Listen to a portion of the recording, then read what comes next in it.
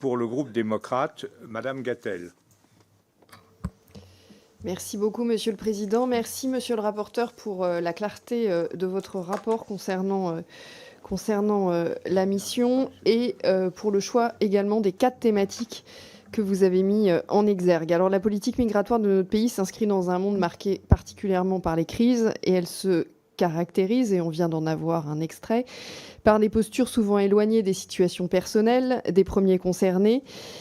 Accueillir tout le monde ou ériger des murs, c'est aussi irréaliste dans un cas comme dans l'autre, et ce sujet mérite tout autant une étude rigoureuse et chiffrée que notre profonde humanité.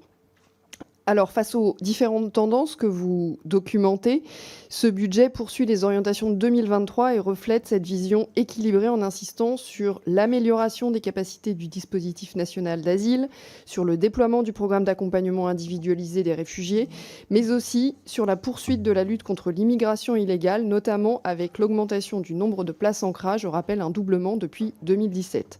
Concernant l'accueil des réfugiés, une partie de ce budget sera dédiée à l'augmentation des places pour les demandeurs d'asile et pour les réfugiés, notamment pour les personnes les plus vulnérables. Le travail donne les clés de l'émancipation et de l'intégration, et je voudrais également saluer la poursuite de la montée en puissance du programme Agir, avec une augmentation de 30 millions au budget 2024 pour l'insertion des réfugiés, permettant à l'échelon départemental d'être l'interlocuteur privilégié sur un modèle de guichet unique pour donner une chance à chacun. Et m'associer à votre recommandation concernant le faible taux d'emploi des Ukrainiens, qui s'explique certes, mais sur lequel il est nécessaire de travailler.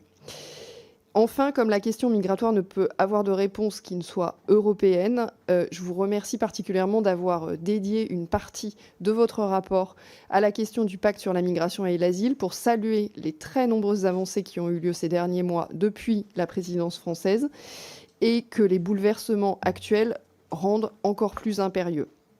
Je voudrais rappeler la philosophie, le pacte asile et migration doit être une solution équilibrée entre souveraineté et solidarité, efficacité et humanité. C'est naturellement dans cette lignée que nous nous inscrivons.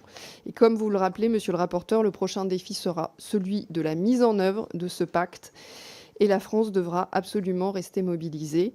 Vous l'avez compris, le groupe démocrate votera en faveur des crédits de la mission Immigration, Asile et Intégration. Je vous remercie.